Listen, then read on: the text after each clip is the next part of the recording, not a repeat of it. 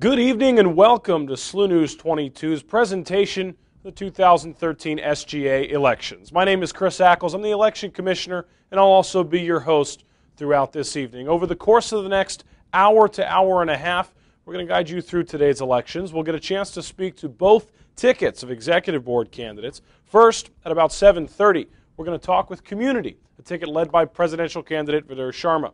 At about 7:45, we'll discuss things with Back to Business, a ticket led by presidential candidate Nate Klosterman. At 8 o'clock, I'll step out. We'll tally the votes. That's when the polls close.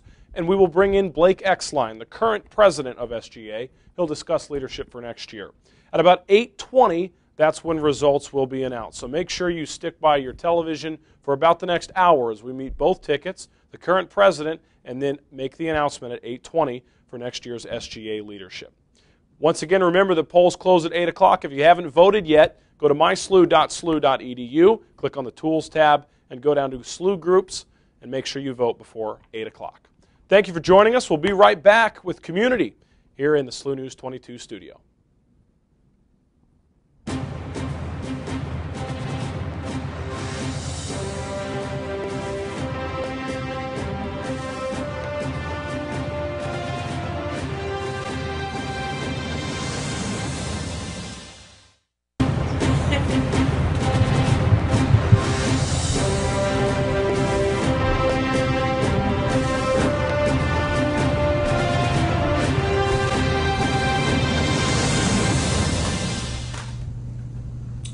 Welcome you back to SLU News 22's coverage of Election Night 2013 for SGA. Right now we're joined by members of the Community ticket. First, sitting here to my left, presidential candidate Vidur Sharma. Vidur, I'll give you a chance to introduce the rest of your ticket members who are here with us tonight. Sure thing. Thanks for having us, SLU-TV. We're excited for the election coverage this evening.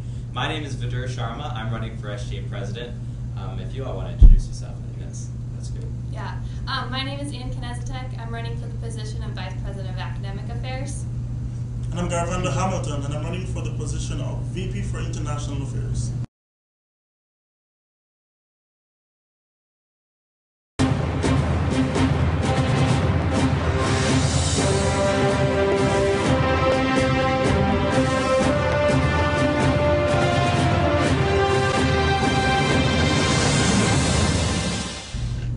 Welcome back once again to SLU News 22's presentation of SGA Election Night 2013. We just heard from the Community ticket, so now we bring in members of Back to Business. Sitting to my left, presidential candidate Nate Klosterman. Nate, I'll give you a chance to introduce the other folks you brought with you. Like Chris said, I'm Nathan Klosterman. This is my Vice President of Internal Affairs candidate Becky Killian, and my Vice President of Academic Affairs candidate Andrew McLaughlin.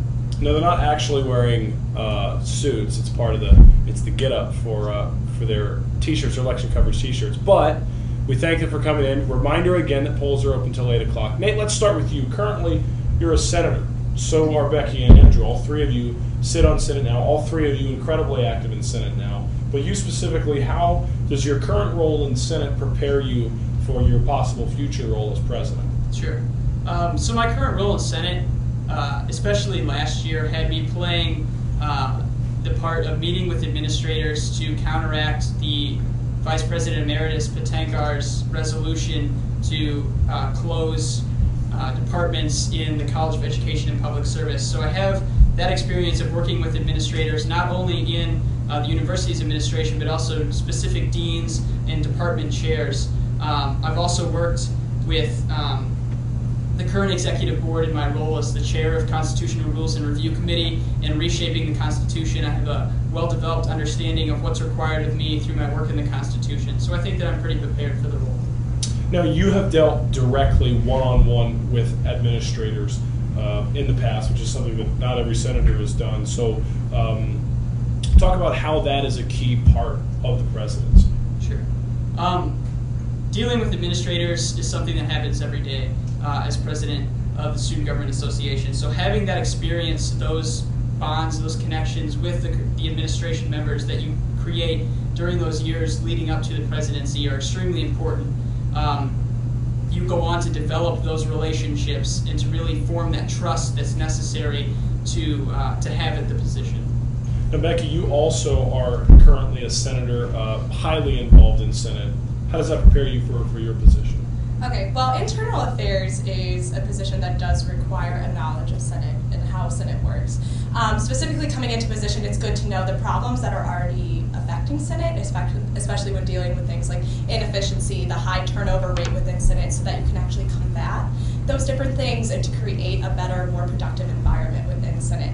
As somebody that has served on Senate for 2 years, I have witnessed the high turnover rate in Senate and the debilitating effects that it has on the organization, on its productivity level. So coming in with that knowledge and actually having time spent on the Internal Affairs Committee, I have a great understanding of what needs to be done in order to curb those problems. Andrew, same thing. Highly involved in Senate. You were really a leader in Senate in some of the major legislation last semester. How has that experience helped you as you are running for academic vice president? Sure. Well, one of the things about academic vice president is that they have an opportunity to not only work with the administration, but also with the faculty. And last semester, working with all the no confidence issues, I got to know a lot of the faculty very well. So looking ahead to next year, I would say if I were able to serve in the position, I would be in a very strong place to work with faculty and make sure that we promote their needs as well as those of the administration instead of just making it a one-sided deal where we try to get something for the administration. Now, you mentioned the no confidence vote of last semester, in October of last semester. Both of you played an influential role, not only in creating that resolution and that bill, but in getting it through Senate. How did, specifically to the two of you, and I know Nate was involved as well, but specifically to the two of you as leaders of that task force, how did that help, one, shape your leadership, and two, convince you that you wanted to run for an executive board position? Well, in one area, I think I learned what it was like to work with my fellow senators, and I learned that getting a big group of people to work together towards a common goal is not always easy, and it requires a lot of compromise. As far as looking forward to next year, if I were able to serve on the executive board, I think I definitely learned that things go much easier when the Senate and the executive board are on the same page, and that's something that I would look to hopefully achieve next year. And as far as my work into the no confidence vote went, when it comes down to it, a lot of people leave SGA because they feel like their time isn't being spent serving the student body. A lot of the high turnover rate actually has to do with individuals that say, well, my time could be spent better elsewhere. Last year, I felt that way. I didn't really feel like I was contributing as much to Senate. And then this year, when I had the opportunity to work on the no confidence legislation, I felt that I was actually serving the student body and serving the people in my program, in the SEPS program, after their programs were slashed. I got to interact with my constituents. I talked to people who were upset, and I felt a passion for it that I hadn't felt previously. And that kind of passion is really what inspired me to run. Now, Nate, why these guys? Why them? Why the other members? I mean, you picked 6 individuals to run with you, top to bottom. Why those 6? What about them made you want to run with them and to work with them? Well, for Becky and Andrew, when it came down to it, and I thought about the qualifications for an internal vice president and the qualifications for an academic vice president, I couldn't think of anyone better to run for the positions than Becky and Andrew. They were the most qualified in the Senate. They had the most experience. They brought a unique perspective to the table that I really thought was a cool dynamic to have in an executive board. As far as the rest of my executive board, Ian Pato has experience with the wellness fee as the co-chair this year, and as the vice president of finance. That's something that I want to see him start to incorporate in the upcoming year should he be elected. Sean Wong brings a unique perspective to the new Chartwell's contract expiration in the next year, and he brings some unique ideas that he wants to incorporate for getting new international food on campus, and also increasing safety for international students. Josh Ferrante just brings a lot of energy, which I think that is very important to the Vice President of Student Organizations. He has a good understanding of what the Committee for Student Organizations does, and he has a good understanding of the SLU Groups site. So I think that he is very well suited for the position. Nat Connor, he brings action to the diversity and social justice leadership position. That's something we've been lacking in the past. We made great strides with the oath of inclusion, but now I think it's time to push that a little bit further, and that's where I see Nat taking us in the future. So that's really how I shape my executive board for this year. Sure. Now, Becky, running for internal, what specific goals do you have for that position? Okay, so two main problems that I touched on briefly before, the high turnover rate in Senate and inefficiency within Senate. So the high turnover rate in Senate, like I said, we have a large amount of constant influx of new senators coming into Senate, which means we have individuals that don't know how to write legislation, that don't know procedure within the debates. And so when it comes down to a discussion within Senate is normally only limited to a few of the older senators, and not as much productivity is actually seen. So one of the things that I want to do is really curb the problems that have to deal with the high turnover rate. So I wanted to introduce a mentorship program. With dealing with a constant influx of new senators, it's important to establish a relationship with those new senators and with older senators. So to create a program in which older senators have direct contact with younger senators to teach them how to write legislation, to teach them how to debate so that they can be productive members within Senate. Because obviously when an individual feels like they actually are producing for the student body, they're more likely to stay. As far as productivity goes, I have a huge problem with the lack of student-focused legislation that occurs within Senate. So as far as productivity goes, Internal Affairs has a unique responsibility to hold committee chairs, committee representatives, and senators actually accountable, not only to committee projects, but to individual projects as well. So as Internal Affairs Vice President, the main thing that I would focus on is really keeping in contact with those individuals to make sure the committee chairs pass legislation with their goals laid out at the beginning of the year so that they can be held accountable to those goals, and to also make sure that they send weekly progress reports, keep up with me, keep up with the e-board, and tell us if there's any obstacles that they're having so that we can help them to make sure that those projects are actually taken to completion and can serve the student body. Sure. Andrew, Vice President of Academic Affairs. I think, unfortunately, one of the things that's happened throughout the series of debates and endorsements that we had is that there was such a big focus on this whole university-wide core curriculum. And it's really a shame that that's happened because that's not something that can be accomplished in the next year. And I'm sorry that that's become such a big point. What I really hope to do next year if I get the position of Vice President of Academic Affairs is work on the small things that really affect students.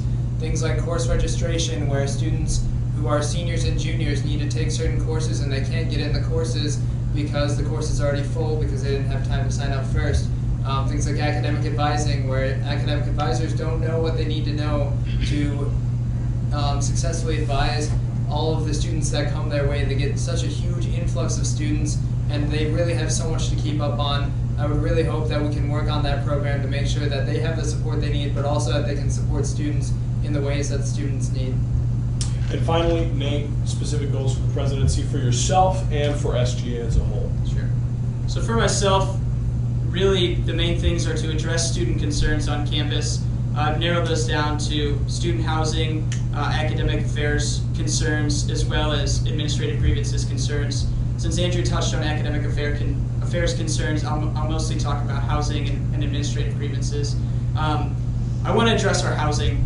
We have way too many residents cramped in a very small, limited environment. We also have equipment that is way out of date.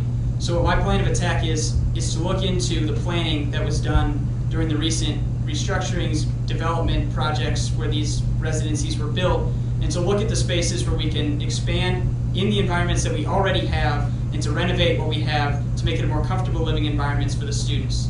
I also want to look into our academic buildings and try and renovate some of the equipment we have there, some of the chairs and chalkboards, and make sure that we have a comfortable learning environment. In terms of administrative grievances, we made a no confidence vote in October, and I intend to stand by that no confidence vote as long as I see that it is in the best interest of the student body until we see some hard results. I intend to fight for what's in the best interest of students, and I intend to continue to rebuild the relationships that were shattered outside of Father Biondi, to rebuild the trust between the other administrators on campus, and to really move forward from where we are right now. I also, in terms of the Senate for next year, what I envision is a healthy trust between the executive board and the Senate body, which I think has been lagging a little bit this year. Senators don't trust some members of the executive board, and I think that sometimes it comes off that executive board members don't trust senators as well. So I really hope to change that trust level for next year and to really make it a healthy environment for debate, for conversation, so that we can really get back to serving the student body. Well, if you like what you heard, you still have a few minutes. myslu.slu.edu is a great where you would go. Click on the Tools tab, then on SLU groups, SLU Connection groups to do that. So, Becky, Andrew, Nate, thank you for joining us tonight. Thanks, Chris. We will come back and we will sit with the current president of SGA, Blake Exline, and then, of course, at 8:20 p.m. we'll have the announcement of not only the new executive board, but each of the new senators for next year. So once again, thank you to Back to Business. Thank you to Community Before Them. Stick with us. We'll be right back with President Exline. You're watching SLU News 22's coverage of 2013 SGA elections. We'll be right back.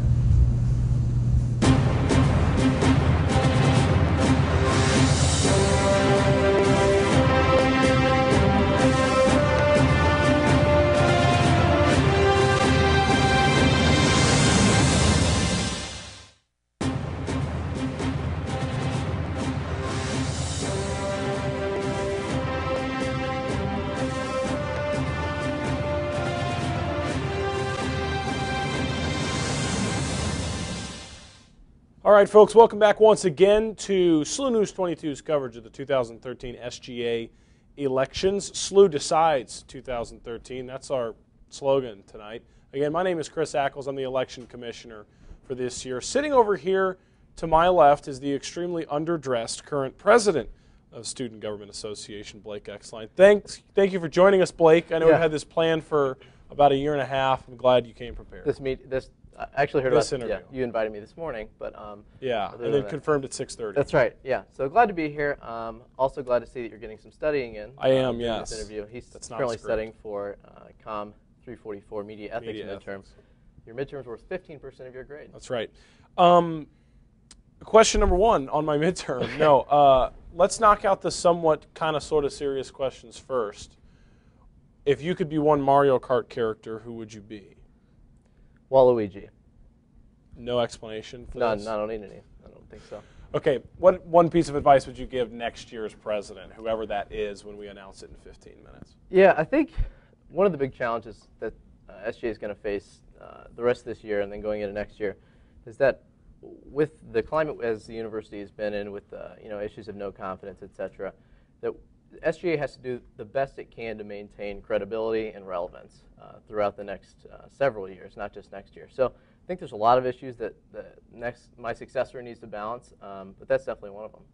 Your successor, you sound like the Pope looking for a successor, which, by the way, that'll be announced next week. So right here on SLU News 22.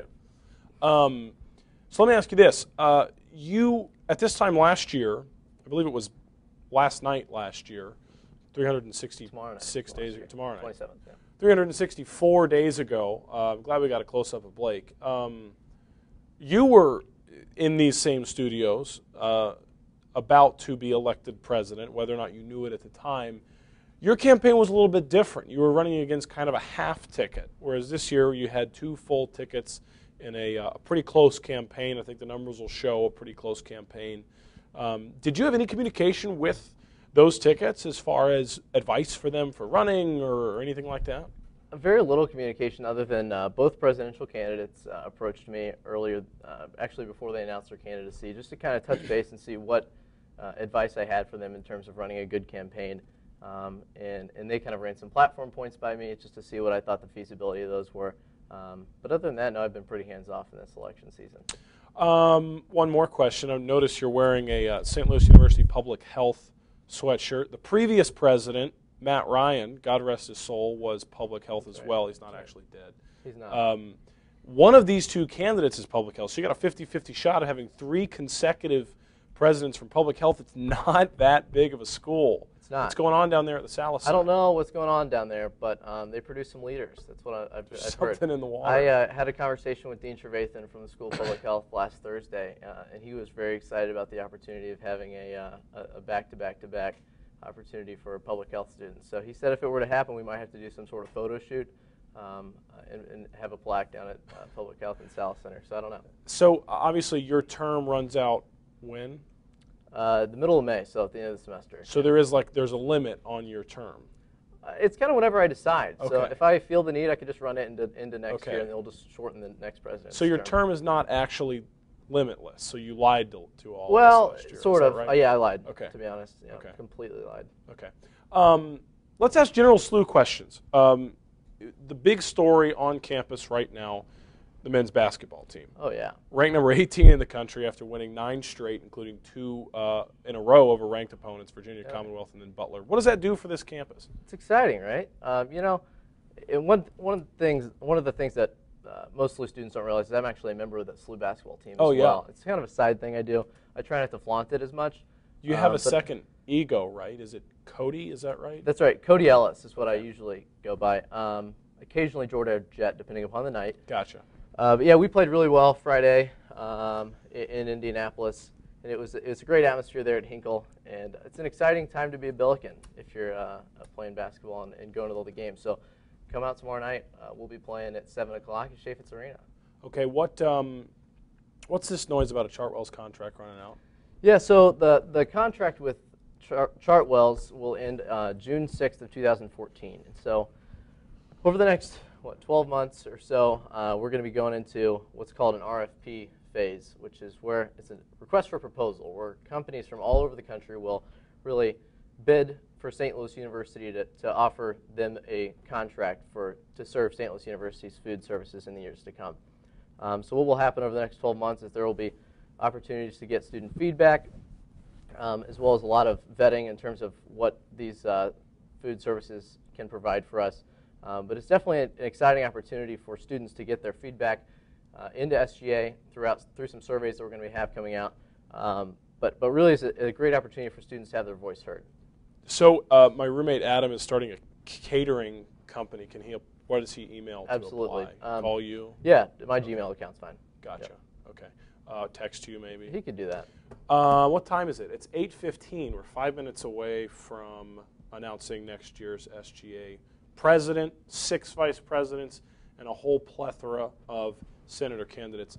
This might be the last time that you get all of SLU watching. All 14,000 students are watching this broadcast right now, and this might be the last time you get to speak to all of them, your face to their face.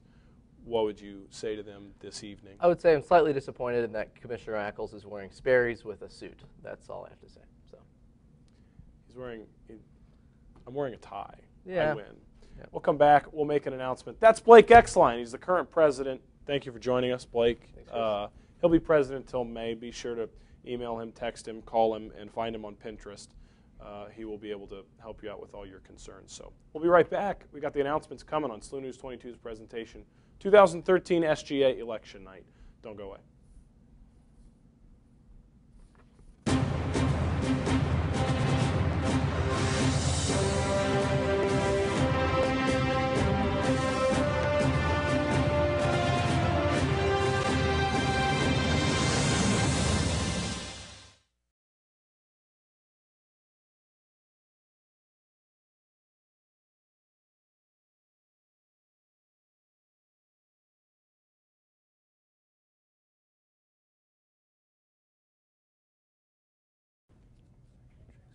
All right, welcome back to SLU News 22's presentation of SGA Elections 2013. Once again, I'm Chris Ackles, Election Commissioner. Standing to my right is Deputy Election Commissioner Colin Pajda. Colin and I are holding right here the results of tonight's elections. We had 56 different candidates running this year. They're running for all kinds of different positions. There were 14 different contested positions. What we're going to do is we're going to start with Senate spots. I'm going to read the contested Senate positions first. Colin and I will then go through and read the other Senate positions. We will then read the Business School SGA Executive Board, followed by the SGA Executive Board. So that's going to be the order we'll go in. Again, we're going to start with the contested Senate positions. So here we go with the results of the 2013-2014 SGA elections. 7 senators were elected for the College of Arts and Sciences, and they are Blake O'Connor, Natasha Falconer, Emily Horning, Ryan McKinley, Shandini Reddy, Nick Pauley, and Andrew Sullivan. Those are the 7 senators for for the College of Arts and Sciences. Other contested positions include the senator for Marguerite Hall and Prulidge Hall, and that will be Tanya Mokjeri. The Parks College Senate position was contested, and the 2 seats for Parks College will go to Brian Kovarik and Safi Islam. And finally, the last contested Senate position for regular senators was in DeMatteis Hall, and the senator for DeMat next year will be Liz Stark. Next year, our commuter senators will be Lexi Blood, Raghav Julakanti, Chase Scott, Tim Keogh, Jesse Doggendorf, Corey Walters, Carson Jones, and Jazel Patel. For School of Public Health, we have Andy Wilms. For Marquette Towers, we have Sarah Bray. Public Service is Ellie Cash and Samantha Radcliffe. The senators for John Cook School of Business are Michael Yunke, Drew Rosnovsky, Dylan Jones, Richa Gupta, and the School of Nursing senators are Chelsea McLeod and Megan Masterson. Boise College of Health Sciences has 3 Senate seats. They belong to Annie Cameron, Shivani Singh, and Shannon Tai. And our 1 graduate school senator elected for next year is Stephen Passman. Okay, now I'm going to read the Business SGA Executive Board. The Business SGA is not associated with the SGA for the rest of the student body. However, their elections and their ballot process is the same. So they were included on today's ballot for business school students only. The new president of BSGA next year will be Alex Deal. The financial vice president, Danielle Pirani.